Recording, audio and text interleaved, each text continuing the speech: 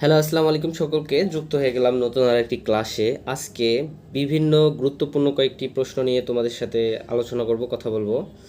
তো চলো কথা না বাড়িয়ে প্রশ্নে যাওয়া যাক। প্রশ্ন নম্বর 1, অলিম্পিক পতাকায় কয়টি রং থাকে? আমরা যে অলিম্পিক খেলা হয় সেই পতাকার কতটি রং থাকে? অলিম্পিক পতাকার 5টি রং থাকে। অদিতি শব্দের সমার্থক শব্দ নয় কোনটি? অদিতি শব্দের সমার্থক শব্দ নয় নীর। বিশ্বের সবচেয়ে দীর্ঘ নদীর নাম কি? খুবই গুরুত্বপূর্ণ একটি প্রশ্ন। বিশ্বের সবচেয়ে দীর্ঘ নদীর নাম নীলনদ। বাংলা বর্ণমালায় পরাশ্রয়ী বর্ণ কতটি? বাংলা বর্ণমালায় পরাশ্রয়ী বর্ণ 3টি: অনর্স, বিসর্গ, চন্দ্রবিন্দু।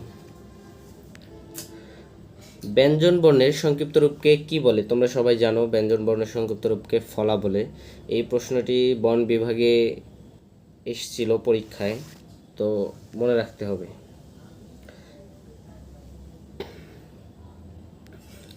কোনটি সাংবিধানিক প্রতিষ্ঠান নয়?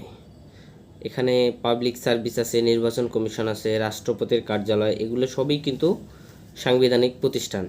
বিশ্ববিদ্যালয় মঞ্জুরি কমিশন কিন্তু সাংবিধানিক প্রতিষ্ঠান নয়।